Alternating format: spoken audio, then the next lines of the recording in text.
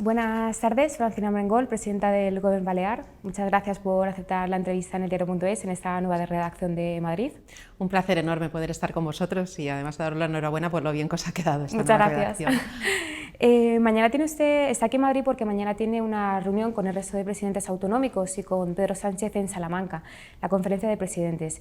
¿Cuáles van a ser las reclamaciones que va a hacer Francina Mengol en nombre del pueblo balear al presidente Pedro Sánchez? Sí, bueno, yo primero de todo quiero decir que creo que es muy importante que haya estas conferencias de presidentes, estos espacios de debate y de cogobernanza, de tomar decisiones conjuntamente, que creo que es interesante para todos los ciudadanos de toda España, ¿no? Mañana el planteamiento que se hace por parte del Gobierno de España son como tres temas, tres bloques: el tema de la evolución de la COVID y la situación de la vacunación, el tema de los fondos europeos y luego el reto demográfico que tiene España. Y ahí Baleares, en las tres cuestiones importantes que se van a tratar, primero la explicación sobre la situación que tenemos de COVID en estos momentos, que efectivamente hay unas incidencias acumuladas más altas porque ha dado una nueva ola con las personas no vacunadas, como es bien sabido en toda España, pero sí que tenemos una situación diferente porque la vacunación está funcionando muy bien, es nuestra gran esperanza, y nosotros desde Baleares planteamos que poder ligar esas actividades más peligrosas, diríamos, de más facilidad de contagios, con el hecho de estar doblemente vacunados, y lo volveremos a explicar mañana en la conferencia de presidentes. Y en cuanto al futuro y la esperanza, yo decía, la vacunación es una de ellas, pero también la reactivación económica. Nosotros somos una comunidad autónoma muy dependiente del turismo y del sector servicios. Estamos teniendo una buena temporada turística y hay que mejorarla y hay que alargarla, pero también hay otra cuestión que es de mucha esperanza, que son los fondos europeos, y nosotros reclamamos esa aportación de fondos europeos a las comunidades autónomas que más caída de PIB han tenido, así como se ha repartido a nivel europeo los fondos europeos, que han sido a los países que más han caído y que más situación económica han tenido peor, pues también que el reparto de fondos europeos sea en esta clave, y sobre todo para apostar en Baleares por la diversificación económica y de una forma muy clara por todo lo que afecta a la sostenibilidad ambiental y la transición ecológica, que es donde van nuestros proyectos más importantes. Y en último término, que no menos importante, es lo que afecta al reto demográfico español. Y yo entiendo la preocupación, y ahí estamos también desde Baleares, y la ocupación en ver cómo se puede actuar en la España que se vacía, en la España no poblada, ¿no? Pero también hay otra realidad en España, que es la nuestra, que son una comunidad autónoma que ha crecido en población de una forma absolutamente exponencial, y luego además tiene añadido muchísima población flotante, y eso hace que el Gobierno de Baleares tenga que asumir un pago de infraestructuras, de educación, de servicios sociales, de sanidad, de vivienda mucho más alto, y que por tanto ahí también necesitamos esa comprensión y esa ayuda por parte del Gobierno de España. Me comentaba usted que usted sí que confía en la utilidad de la conferencia de presidentes. Hay algunos presidentes, por ejemplo, que dudan y que prefieren las reuniones bilaterales. Ha comentado usted, por ejemplo, que considera que Cataluña sería positivo que estuviera en la conferencia de presidentes. No sé si usted considera que a lo largo de estos años se ha sentido escuchada por parte del Gobierno central en todas las reclamaciones que ha ido realizando. Bueno, yo creo que un debate multilateral o un acuerdo multilateral no tiene que excluir los acuerdos bilaterales. Nosotros también tenemos relaciones bilaterales con el Gobierno de España, una comisión mixta específica tanto de financiación como de según qué proyectos. Por ejemplo, nosotros somos islas, el régimen especial que reclamamos al Gobierno de España, el régimen fiscal, todo eso es una cuestión muy bilateral que entiendo que la tenemos que tratar directamente con el Gobierno de España, igual que Cataluña tendrá otros temas a tratar o cualquier otro territorio, pero eso no excluye que tengas que estar en el debate multilateral. Yo creo que es un error no estar en una mesa de negociación donde se debaten cosas importantes, como es la situación de la pandemia, como es la situación de los fondos europeos o del reto demográfico. Si el presidente de Cataluña no está, los catalanes no están allí representados por sus dirigentes autonómicos, sino que están en todo caso representados por el Gobierno de España, ¿no? Entonces creo que políticamente no se entiende. Yo siempre acudiré a las mesas de negociación y de debate, y obviamente hay cosas que sí ha respondido muy bien el Gobierno de España y hay cosas que todavía no ha respondido bien, como lo que yo hacía referencia en torno al régimen especial, que cabe darle dos vueltas para cumplirlo como es justo, como sería justo para los ciudadanos de Baleares. Precisamente quería preguntarle sobre la financiación, porque no sé si usted considera que la financiación de Baleares es justa a día de hoy. Bueno, nosotros consideramos, es verdad que el sistema de financiación autonómico está absolutamente caducado, es cierto que el último modelo de financiación fue mejor para Baleares que el que teníamos anteriormente, porque al final nos pudo colocar, nosotros veníamos de estar 21 puntos por debajo de la media de financiación per cápita, nos pudo colocar en la media, pero es un sistema de financiación caducado desde hace muchos años, por tanto es obvio que se tiene que hacer un nuevo sistema de financiación pactado en un ámbito multilateral, y allí Baleares es una de las comunidades que tenemos muy claro que tenemos que romper el status quo existente, porque Baleares es una de las comunidades más infrafinanciadas. Nosotros somos de las primeras en aportar y cuando se hace el reparto nos quedamos las octavas o las novenas, y eso no es justo, porque los ciudadanos de Baleares tienen que tener, porque son españoles igual que los demás, los mismos derechos que tienen los ciudadanos de otros territorios, ¿no? Por tanto, sí que creemos que se tiene que hacer ese nuevo sistema de financiación, y sí que nosotros ahí vamos a ser exigentes porque la situación actual es injusta para mi comunidad autónoma. El presidente vasco, Iñigo Urkullu, planteó a Pedro Sánchez la posibilidad de instaurar un marco jurídico alternativo para implantar toques de queda para que las comunidades no tuvieran que depender de las resoluciones judiciales. Y su propio gobierno estudió la posibilidad de implantar la mascarilla obligatoria en exteriores simplemente como una posibilidad entre muchas. No sé si usted considera que las medidas actuales son las justas y necesarias para afrontar la pandemia, y si las comunidades tienen las suficientes garantías jurídicas para poder implantarlas. Bueno, evidentemente nosotros vivimos en un Estado de Derecho y también está sometido siempre a lo que planteen los diferentes tribunales, y así se ha venido haciendo tanto desde mi comunidad autónoma como desde todas las otras, y también desde el Gobierno de España, porque como es bien sabido también ahora se ha cuestionado lo que es la figura del estado de alarma, ¿no? Entonces, bien, a partir de ahí yo creo que sí que es necesario que hagamos una reflexión conjunta entre todos, ¿no? Y creo que es bueno que analicemos cómo ha ido esta situación, que es absolutamente inédita, de una pandemia como la que hemos vivido y estamos viviendo, y qué mecanismos hemos tenido para actuar. Y es verdad que la Ley de Salud Pública española tiene un margen importante para poder actuar, pero también es verdad que es una ley que ya tiene muchos años, que es del 86, por tanto habrá que actualizar algunas cuestiones, creo que sí, tendremos que hacerlo con serenidad, pero creo que las medidas que hemos podido tomar desde las comunidades autónomas y las que tomó el Gobierno de España han sido útiles para poder frenar esta pandemia, para poder tomar decisiones para evitar contagios y salvar vidas. Así lo hemos hecho desde Baleares y hemos conseguido ser la comunidad autónoma con menos exceso de mortalidad en el 2020 si lo comparamos con el 2015-2019, ¿no? En relación a esto, tuvo usted una especie de, no sé si podemos llamarlo rifirrafe con la presidenta de la Comunidad de Madrid, Isabel Díaz Ayuso, porque bueno, comentó que usted había sido demasiado estricta a la hora de aplicar medidas para luchar contra la COVID, y usted precisamente le contestó que el exceso de mortalidad en 2020 en Baleares era del 0,3%, si la memoria no me falla, y en Madrid era el 37%. Entonces, bueno, mi pregunta es cómo podemos compaginar luchar contra la pandemia y salvar vidas humanas y a la vez reflotar la economía. Bueno, que es que en Baleares lo estamos haciendo, lo hemos hecho, ¿no? Y nosotros teníamos estos dos objetivos. Primero era proteger a la ciudadanía, proteger la salud. El derecho a la vida es el más importante, creo yo, y el derecho a la salud, ¿no? Y a la vez también poder reactivar la economía cuando fuera posible. Nosotros vivimos del turismo, sabíamos que teníamos que tener temporada de verano, ese era nuestro objetivo.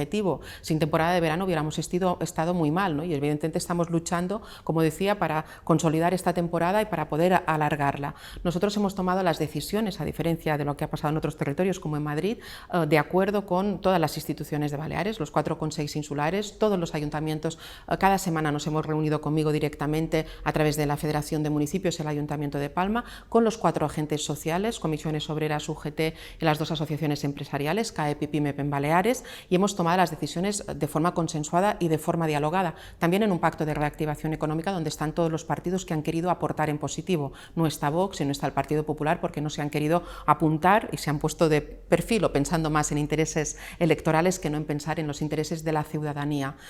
Hemos conseguido, decía, ser el territorio con menos exceso de mortalidad, esos son datos que son públicos y notorios, en fin, y para mí una vida vale un mundo y esa es la realidad, porque cuando hablamos de vidas en plural a lo mejor no nos damos cuenta de que podría ser uno mismo, tu padre, tu madre, una persona que quieres muchísimo, ¿no? Por tanto, salvar vidas es una obsesión para nuestro gobierno, y luego reactivar la economía, y en este momento estamos teniendo temporada turística, estamos teniendo turismo. Piense que de cada 10 alemanes que están llegando a España, 7 están viniendo a nuestra comunidad autónoma, o que somos líderes en turismo británico en este momento en la comunidad autónoma de Baleares, ¿no? Y vamos a seguir seguir trabajando con el sector privado y con los trabajadores y trabajadoras para hacer posible consolidar, decía, esta temporada. Me comentaba usted al principio de la entrevista que confía mucho en la vacunación, ¿no? Que es como un halo de esperanza, ¿no? para poder salir de esta situación. No sé cuál es su opinión respecto a los certificados, respecto al pasaporte COVID para poder acceder a recintos de interior, como por ejemplo discotecas. Sí, bueno, nosotros lo hemos pedido al Ministerio de Sanidad en diferentes ocasiones, llevamos semanas hablando de esta cuestión con ellos y creemos que sería un buen instrumento, porque eso te da la tecnología suficiente para hacer mucho más ágil el control de si una persona está doblemente vacunada o no, y sobre todo en una comunidad como la nuestra que tiene muchísimos turismo internacional y por tanto tienes un instrumento que te facilita ese control, ¿no? Nosotros, visto que desde el Ministerio de Sanidad se entiende que no se puede utilizar ese pasaporte COVID en estos ámbitos o en estos usos, sí que estamos trabajando con nuestras competencias y con nuestros medios para hacer posible pedir la doble vacunación para según qué actividades en nuestra comunidad autónoma. Empezaremos por las grandes aglomeraciones y luego vamos a seguir trabajando para ligar esas actividades que son, diríamos, más peligrosas porque favorecen más los contagios, pues en espacios cerrados, donde no se puede guardar la distancia. Bueno, estamos estudiando con nuestros asesores sanitarios y ligarlo a que una persona esté doblemente vacunada. Eso por dos cosas, para proteger y para incentivar a la población a que se siga vacunando y a que se vacune, y eso creo que crea un hábito saludable porque desgraciadamente esta enfermedad sigue contagiando muchísimo, tenemos variantes de cada vez más contagiosas y por tanto tenemos que seguir protegiéndonos, no hay que olvidar que eso sigue estando ahí. Y para ser equitativos con toda la población, nosotros ya hemos abierto la vacunación a partir de 12 años, estamos vacunando y somos la comunidad autónoma con más porcentaje de vacunación desde los 12 a los 19 años. En este verano uno de los temas que ha estado más en boca en general ha sido el brote que hubo de coronavirus de estudiantes en Mallorca. Su gobierno, para poder atajar este problema de salud pública, decidió confinar a estudiantes en un hotel. Algunos eran positivos y otros eran sospechosos de serlo. Y ahora su directora de salud pública está imputada, está siendo investigada por un posible delito de detención ilegal. No sé si usted cree que se equivocaron al tomar esa medida. Nosotros hemos hecho en esta situación de los estudiantes, como hacemos con todas las personas que o son positivos o son contactos estrechos, hemos seguido la norma del CAES y del Ministerio de Sanidad. Hemos hecho lo mismo que hacen o que tendrían que hacer todas las comunidades autónomas y yo estoy segura que lo están haciendo. Es que una persona contagiada es un peligro no solo para ella, sino para todos los demás. Un contacto estrecho es un peligro no solo para él, sino para todos los demás. Y además Baleares ofrece, cosa que no hace ningún otro territorio, gratuitamente. Desde el principio de la pandemia ofrecemos un hotel a los ciudadanos residentes de Baleares que por las dimensiones de su casa, por ejemplo, no pueden hacer la cuarentena como toca. Desde el principio les ofrecemos un hotel gratis para poder hacer la cuarentena si son contactos estrechos. Un inmigrante que llega con una patera a Baleares tiene también ese espacio gratuito. Un turista que viene a Baleares y tiene que hacer la cuarentena tiene ese espacio gratuito. Y decirle que es la primera vez que nos hemos encontrado en que alguien se queje, porque es que es un plus que no tienen ni en España, en ningún otro territorio, ni en ningún sitio de Europa, que nosotros lo hemos hecho desde la voluntad de intentar proteger mejor y que la gente que está en una situación complicada fuera de su casa pues se pueda sentir más cómoda en nuestra comunidad autónoma. Y estamos contentos de haber hecho este trabajo de protección de la población. Y de hecho, los estudiantes que al final pues les pusimos un barco específico para que pudieran volver a la península, que eso también lo hicimos por voluntad, dieron positivo al cabo de unas horas muchísimos de ellos y desgraciadamente contagiaron a muchas personas en la península. Esa es la realidad de lo que sucedió. Por tanto, nosotros actuábamos desde la voluntad de proteger a los chicos que estaban y de proteger a sus familias y a sus amigos. Y creo que lo hemos hecho como toca y yo agradezco el trabajo de la Directora General de Salud Pública. Uno de los objetivos fundamentales de su gobierno siempre ha sido la lucha contra el cambio climático, ¿no? La protección del medio ambiente, y de hecho han tomado medidas bastante pioneras, como por ejemplo el decreto de la Posidonia o el decreto para la reducción del consumo de plásticos, antes incluso que el propio gobierno nacional. La pregunta es, ¿cuándo van a abrir el gran debate que es, bajo mi punto de vista, el decrecimiento turístico? Sí, bueno, nosotros este debate, el debate como tal está abierto desde hace tiempo en nuestra comunidad autónoma, y es verdad que nosotros tenemos muy claro que somos unas islas, un espacio, por tanto, un territorio frágil, un territorio que además tiene una sobrecarga de población en muchísimas épocas del año, no solo por el turismo, sino porque tiene una economía muy pujante y que tira de mucha parte de toda España, o sea que Baleares funcione económicamente, le va bien a Baleares, pero le va bien a toda España. Nosotros cada año importamos mucha mano de obra de toda España, porque esta es la realidad, ¿no? Por eso yo decía también, eso se tiene que mirar y se tiene que objetivizar también desde el Gobierno de España. Bien, nosotros hemos optado por leyes muy claras, la ley de cambio climático, la prohibición del diésel, de la gasolina, mucho antes que lo hará incluso la propia Unión Europea. Hemos optado por la ley que prohíbe ya los plásticos de un solo uso en Baleares, estamos con la protección de la posidonia y obviamente nosotros estamos estimulando un turismo de menos cantidad y de más calidad, y lo estamos haciendo de acuerdo con el sector privado, con el sector turístico, con trabajadores y empresarios desde hace años. Se ha apostado, y yo creo que quiero decirle, también muchos hoteleros de Baleares han apostado por mejorar sus instalaciones e ir a un turismo de más calidad y a un turismo pues, que pueda su presencia revertir económicamente igual o más que lo está haciendo en Baleares, y luego una lucha clara contra el turismo de excesos que ya llevamos practicando desde antes de la COVID-19, y que esta enfermedad nos hace ver que todo este planteamiento que yo digo de sostenibilidad y de ser muy rigurosos en el planteamiento de nuestra comunidad autónoma lo tenemos que acelerar, porque la COVID nos ha puesto también ante el espejo de una realidad que es compleja, ¿no? ¿Habla usted catalán, señor Armengol? Sí, claro. Se lo pregunto por las polémicas declaraciones que hizo la semana pasada el presidente del Partido Popular, que decía que los isleños no hablamos catalán, sino mallorquín, menorquín y vicenco. No sé, como presidenta de una comunidad autónoma en que su estatuto pone que la lengua propia de las Baleares es el catalán, no sé qué tal le sentaron esas declaraciones. Bueno, yo creo que el Partido Popular vuelve a buscar, creo que equivocadamente, y a mí me molesta muchísimo, la crispación en algo que nunca debería existir, que es la lengua de un territorio. La lengua es parte de nuestro patrimonio, del de Baleares, pero también es un patrimonio de toda España, ¿no? Entonces creo que se tendría que respetar desde ese punto de vista. Pero aparte, sus declaraciones son un insulto a la inteligencia de los ciudadanos de nuestra comunidad autónoma. En el Parlamento esta semana misma yo podía decirle al Partido Popular, ahí hablaron diputados menorquines y vicencos, formenterés y mallorquines, y nos entendimos todos, porque no son 4 lenguas, es una única lengua, y como dice nuestro Estatuto de Autonomía, todos hablamos catalán, y esa es la realidad, y es una riqueza de nuestra comunidad autónoma, pero es una riqueza de toda España. Me preocupa que vuelvan a intentar crispar y a intentar dividir a la ciudadanía. Mira, yo creo que en estos momentos, como nunca, los ciudadanos tienen una sensación, pues a lo mejor de cierta vulnerabilidad, porque estamos viviendo una pandemia sanitaria, porque eso ha complicado la vida socialmente a todas las personas, porque eso ha derivado en una situación económica muy complicada. Creo que es muy poco responsable por parte del Partido Popular intentar dividir más a la población. Yo creo que tenemos la peor oposición que ha tenido nunca la democracia, y esta es la realidad. Creo que la tenemos en Baleares y creo que se tiene en España, y creo que en vez de intentar ayudar a solucionar los problemas, están intentando dividir a la ciudadanía, cuando es de una irresponsabilidad absoluta. Que lo hagan con una cuestión como la lengua, ya sabemos cómo les fue en la temporada de José Ramón Bauzá, ¿no? Que sacaron a 100.000 personas en contra en las calles de Baleares, 100.000 de 1.100.000, o sea, es una barbaridad. Nunca habían conseguido nadie movilizar a tanta gente en contra de un gobierno, y fue también ya por la crispación que emplearon en las escuelas con el tema lingüístico. Estábamos hablando de la oposición, vamos a pasar ahora a hablar del gobierno de coalición de España. Bueno, usted tiene bastante experiencia en la gestión de gobiernos de coalición, que no son siempre fáciles de manejar. Usted también ha tenido sus crisis internas. Recientemente el Ejecutivo Central ha sufrido una remodelación de las carteras ministeriales para atajar un poco esa crisis interna. No sé cuál es su opinión sobre el tándem PSOE-Unidas-Podemos que gobierna a nivel estatal.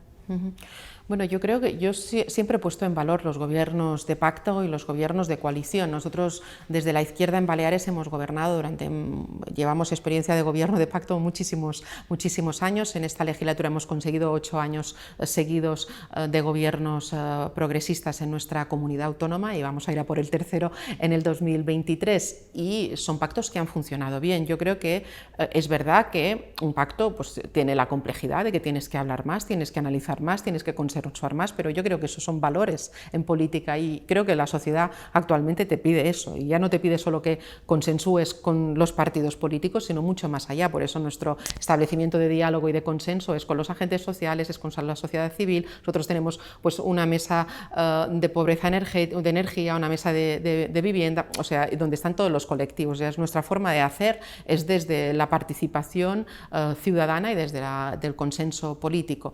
El gobierno de España, es verdad, la primera vez que hay un gobierno de pacto en España, yo veía a veces asombrada cómo se veía de, un gobierno de pacto, como si fuera algo malo, ¿no? Nosotros estamos muy acostumbrados, es muy lógico y muy normal en toda Europa, por tanto España se ha apuntado un poco a la modernidad de que ya existía en muchísimos otros países y yo sinceramente creo que en la situación complicada que hemos vivido en esta legislatura de la pandemia y tal, creo sinceramente que el gobierno de España ha actuado muy bien y creo que lo han hecho. Es verdad que ha habido algunas disputas que mejor si fueran privadas que no tan públicas, porque eso al final da una imagen que no es la adecuada y que creo que no es la real de lo que yo conozco del gobierno de España. Sí que ha establecido un funcionamiento creo que muy acorde con lo que necesitaba la ciudadanía. Ante una crisis económica han protegido como nunca, un escudo social como nunca a los ciudadanos a través de la política de ERTEs, de los ICOs, de las ayudas directas a empresas y autónomos, de la protección a las familias. En definitiva, creo que ha habido un ejemplo que es absolutamente diferente que lo que pasó con la crisis del 2007 con Mariano Rajoy, que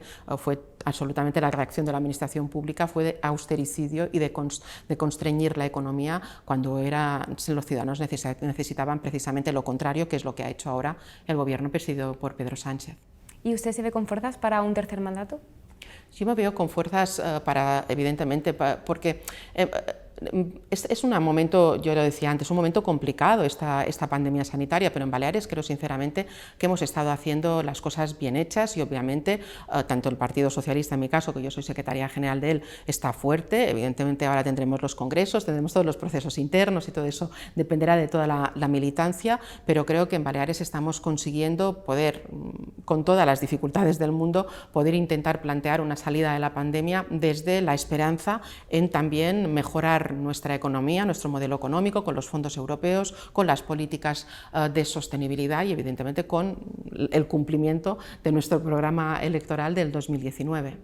Precisamente se me ha adelantado usted a la pregunta porque quería preguntarle, bueno, a raíz del Congreso Federal que va a tener el Partido Socialista, ¿por qué cree usted que el PSOE ha renunciado al reconocimiento de la plurinacionalidad en su ponencia marco del 40 Congreso Federal que van a tener? O sea, ¿cree que el PSOE ha renunciado a la plurinacionalidad?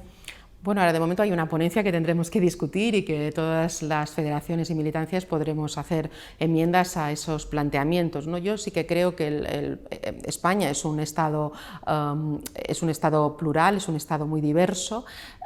Yo me siento más cómoda con el tema de pues, que es un estado que tendría que ser federal, que tendríamos que apostar por él, que es un estado que obviamente es plurilingüe, que obviamente es plurinacional, porque hay nacionalidades que así se regulan por sus propios estatutos de autonomía. Bueno, ahora se está hablando del tema del multinivel, un poco para ver la lealtad o el trabajo conjunto, la cogobernanza conjunta que tenemos que hacer todas las administraciones, desde la local, la autonómica, la española. Bien, yo creo que España es eso, ¿no? Es un país muy rico en su diversidad, muy rico en su pluralidad, donde hay territorios que tienen unos sentimientos identitarios más fuertes que otros, esa es la realidad, pero que donde todos juntos somos más fuertes, ¿no? Y donde todos juntos podemos empujar mejor, ¿no? Y eso se tiene que hacer desde el respeto y desde conocernos los unos a los otros y apostar por esas mesas de diálogo de las que hablábamos al principio de la entrevista. Entonces, ¿usted sí que ve compatible una cultura federal, la clásica cultura federal del PSOE, con una visión plurinacional de España? ¿Encaja? Es que yo creo que encaja perfectamente, ¿no? Y es cierto que el Partido Socialista, que siempre ha sido un partido de corte federal, y la Constitución española también marca un Estado absolutamente descentralizado que tenemos que acabar de avanzar para hacerlo completamente federal, ¿no? Por ejemplo, con el cambio del Senado, que es evidente y todos lo pensamos, que pues, no tiene sentido que sea una Cámara de doble lectura, sí tendría que ser una Cámara territorial claramente, o las decisiones que afectan a competencias autonómicas pues no tiene sentido que las tome solos el Gobierno de España, sino que tendría que ser de una forma compartida, y al final desde el pacto, que es lo que significa federal, viene de la palabra foedus, de la palabra pacto, eso es lo más hermoso que hay, ¿no? Pactar, decidir conjuntamente en beneficio de los ciudadanos, y las instituciones que estamos más cerca de los ciudadanos, y más que las comunidades autónomas, los ayuntamientos, creo sinceramente que toman las decisiones más acertadas porque saben mucho mejor la idiosincrasia que está viviendo su ciudadanía. Entonces, ¿usted no cree que el PSOE haya renunciado a una reforma de la Constitución para poder hacer esa reforma constitucional, digamos, hacia un Estado federal?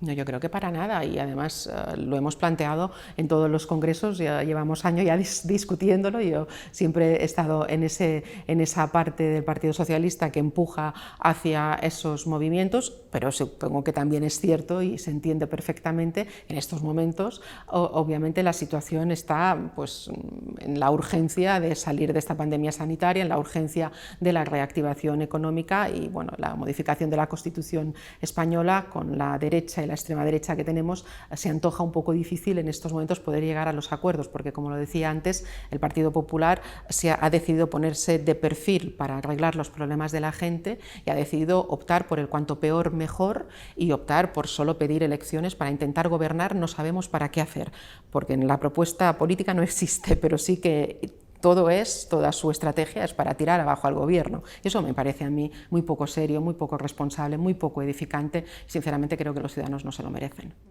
Su secretario general avanzó también una profunda remodelación de la Ejecutiva Federal del PSOE. No sé usted por qué tipo de perfil de dirección apostaría. ¿Qué le gustaría que estuviera encaminada dicha Ejecutiva Federal? Bueno, yo tengo confianza y así lo he planteado yo también en mis congresos y cuando una persona, nosotros ahora vamos con el sistema de primarias, entonces el secretario general tiene un margen muy amplio de poder hacer sus equipos. Obviamente la Ejecutiva que salga del Congreso Federal pues tiene que ser representativa del territorio, representativa de esa pluralidad que vive en España, que también vive en el Partido Socialista y que pueda empujar bien con el debate, instaurando el debate necesario también dentro del Partido Socialista para repensar un poco el futuro de hacia dónde vamos, ¿no? Porque el mundo es muy cambiante, es muy globalizado. Esta pandemia nos tiene que haber servido para aprender muchas cosas, entre ellas que lo que pasa en China nos afecta a nosotros, que el cambio climático no es para mañana, sino que ya llegamos tarde, y hay muchas cosas que tenemos que acelerar en nuestro posicionamiento también desde el Partido Socialista, a veces con más valentía en los retos que nos depara ya el momento, ¿no? Por tanto, bueno, yo tengo confianza en que Pedro Sánchez hará una ejecutiva que sepa asumir los retos que tenemos por delante, que son intensos, pero que también son muy ilusionantes. Precisamente me habla usted de la discrecionalidad del secretario general para configurar este comité federal, ¿no? del PSOE. ¿Cree usted que desde que está Pedro Sánchez como secretario general no existen contrapesos internos en el partido? Bueno, es el mecanismo que nos hemos dotado desde el Partido Socialista, el tema de las primarias para la elección al secretario general. Yo creo que es un buen mecanismo, y sí que existen los contrapesos, existen los comités federales, existen las ejecutivas regionales, existen los órganos federales, pero es verdad que el Partido Socialista en este momento tiene un buen momento interno. Es un partido que está muy unido, que está muy cohesionado, que tiene muy claro el liderazgo del Partido Socialista en la figura de Pedro Sánchez, y que estamos gobernando por muchísimos sitios y estamos a lo que estamos. Nosotros no estamos pensando ni en las elecciones, no, estamos pensando en solucionar los problemas de la gente, y eso se nota muchísimo también en la paz interna que tiene nuestro partido. Estupendo, señora Mercol, pues ya hemos terminado. Muchísimas gracias. Muchísimas gracias, un placer.